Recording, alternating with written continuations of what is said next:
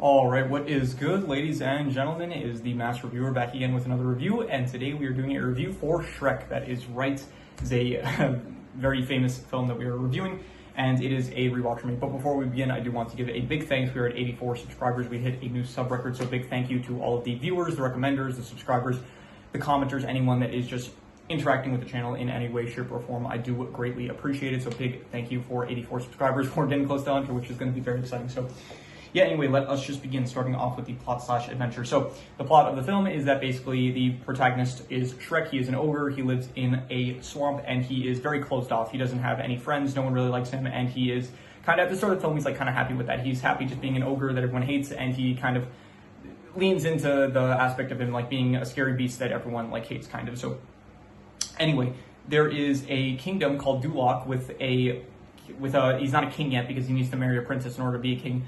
Lord Farquaad, basically, so I guess he's a lord. So he ends up rounding up all the fairy tale creatures. He doesn't like fairy tale creatures because it ruins like his perfect city. I guess he wants everything to be in order, and I guess fairy tale creatures, like, they're too chaotic or something like that. So he ends up rounding them off and then sending them to Shrek's swamp. And then, but before this happens, Shrek ends up meeting a talking donkey, subsequently named Donkey. So he kind of, this starts their bond, basically, where throughout the film, they get very close. Honestly, I probably don't even need to recap this film because a lot of you seen it, but even so, there's probably some that haven't seen it, and even so, I do these recaps before the review. So yeah, anyway, so the film is basically Shrek. He goes to meet Lord Farquaad. He says like, hey, get all these fairy tale creatures out of my swamp, and then Lord Farquaad basically says, okay, I will do that, but you need to go rescue this princess, Fiona, in this castle guarded by a dragon. Bring her to me so I can marry her and become a king, and then I will get rid of all the fairy tale creatures from your swamp. And so that is basically what happens, where Shrek and Donkey, they go on a mission in order to save Princess Fiona from the dragon, and so that ends up happening. And then eventually on their way back to Duloc, they end up Fiona, and they kind of realize that Fiona, she's not like the typical princess and stuff, and Shrek, he slowly kind of starts to like bond with her, and like he kind of falls in love with her. But then because of a misunderstanding, he ends up realizing that he thinks that like Fiona could never love him because she like has this curse, Fiona, where she turns into an ogre at night. And so Donkey ends up finding out about this, and so Donkey and Fiona are talking, and then they're talking, and Fiona's talking about how could someone ever love someone like so hideous or something like that, but she's like referring to herself because she's an ogre, and like she's now in the form of an ogre. And so Shrek thinks that they're talking about him, so he ends up getting upset, and then he brings Lord Farquaad over to Fiona, and then he takes her basically, and so Shrek gets the deed to his swamp, and so he goes back to his swamp, and then Fiona is going to get married to Lord Farquaad, and she's trying to rush it so that it happens before nighttime, so that way he will never find out that she is an ogre. And so yeah, then Shrek and Donkey, they're back at the swamp. Donkey kind of like unleashes on Shrek, basically telling him like how much of a crappy friend he's been, and like how he's like very closed off to the world and stuff. And so yeah, eventually Shrek does end up apologizing, and then this was after like Donkey tells him like, oh, that Fiona wasn't referring to him when she like said like, how could anyone love someone so like ugly or something like that. So eventually Shrek and Donkey, they make up and stuff, and then they go to stop the wedding. And so the wedding is happening. They come at the last moment. Shrek interrupts the wedding, and then from there you have this.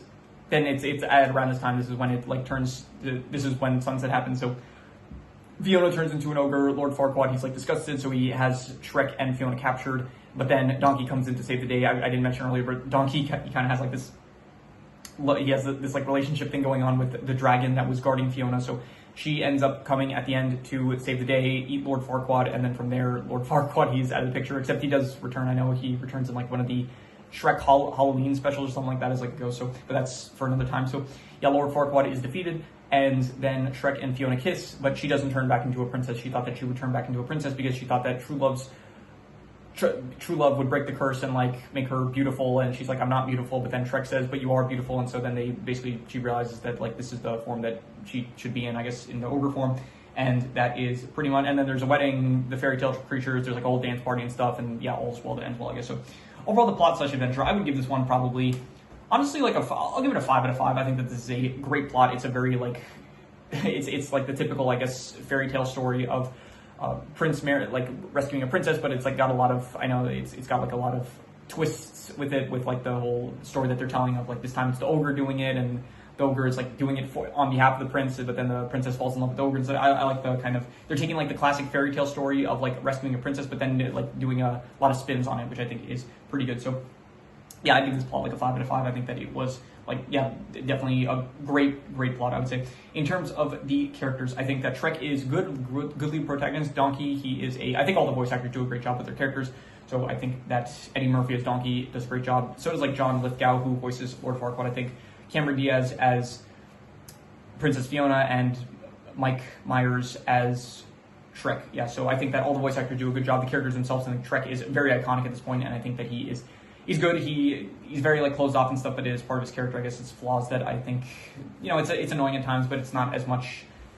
Yeah, I think it like works for the character, I would say. So, and Donkey, he's a good dragonist, I would say. I think that Fiona, she's like, at first she's like a bit, she's like surprised of like how things are going down because she didn't expect like she thought her rescue from the castle would be a bit more stereotypical, I guess, for like a princess and stuff. So, but then she kind of like her bonding with Shrek and Donkey, even I think that it is good. Lord Farquaad, he is a pretty good villain, I would say, as like this guy that like he wants to become king. That's like his selfish goal, and he's not willing to like put the work and effort into becoming one. So yeah, Shrek does do his dirty work for him. So yeah, honestly, besides them, that's like basically the dragon. She's also like a character, but she doesn't really talk that much. She's just kind of she's in like a few scenes basically where it's like whether Shrek is trying to rescue Fiona or towards the end, I guess, when she does end up eating Lord Farquaad. So, and then besides that, there's like a bunch of fairy tale creatures. You have the gingerbread man, you have like the blind mice. Most of the characters, I think they show up like in the later movies. I'm pretty sure, like I did see all the movies, and from what I remember, like in the second film, they have a lot more emphasis on like the fairy tale characters, as well as like the third and the fourth film, I'm pretty sure. So overall, the characters, I would give the characters probably like, I would say, and I'll go an 8 out of 10. I'll say that they are great characters. Definitely, yeah, great characters. In terms of the settings, the swamp that Shrek lives in is pretty good. The actual the kingdom of Duloc, it's like very, I guess, good. It's like meant to be this place that's like very, everything's clean and stuff. Like you don't get out of line there. It's like meant to be kind of Lord Farquaad's like perfect kingdom, I guess. And I think that it is good. Besides that, there is the actual layer of that Princess Fiona is in, where she's being guarded by the dragon. And there's just some forest and stuff that a lot of the film takes place in, where Shrek, Donkey, and Fiona are kind of walking through. So overall, the settings, I would give probably like I'll go like a 7 out of 10. I really like Shrek Swamp, and I guess that's probably the best location. Every other location is just kind of a bit plain, I'll say. And this leads into the next part, which is the art style, where this film came out, I think, in around 2000 something. I'm not exactly sure, so I'm going to check real quick. Yeah, so Shrek came out in 2001. So at this point, the art style, it does, like, it's CGI. It is definitely, it looks kind of dated. It doesn't look as good as, like, definitely some modern films look. So for the art style, I would give probably, the animation, it's also, like, kind of stilted, but art's, I don't know. I guess, like, A, I just write A. I don't actually write the full word for, like, the category. So A is just meant to be, like, art style. And I guess it kind of sometimes includes animation. So I would give it probably, like, A. Honestly, it doesn't really look great, I'll say. I think for certain characters, it looks a bit better, like, for, I guess, Donkey and maybe Lord Farquaad, but for even Shrek himself, like, and Fiona, they don't look great, to be honest, in this art style. I think that it looks better, like, later on when it gets a bit more into the modern film. So for the art style, I'm just gonna go like A, honestly, just like a 5. I'm gonna say, like, I don't hate it. It definitely works. It's got like a charm to it being like a early 2000s film, but even so, it's definitely like there's modern stuff that looks a lot better, I would say. So in terms of the comedy, not as good as like Angry Birds. Angry Birds was like the most recent franchise that I reviewed, and I do like the comedy in that film more, I would say. So this film, like, there's definitely some jokes here and there, but definitely nothing that really made me crack up too much. I think that this movie's strength is more so in like the actual plot itself rather than the comedy aspects, but there are some good moments here and there. So I'll say like probably a 5.5 for the comedy. Like, it's got some good jokes, but not really. It's definitely not the forefront of like why you're watching this film, I would say. So in terms of the romance aspects, yeah, I guess this is a romance story.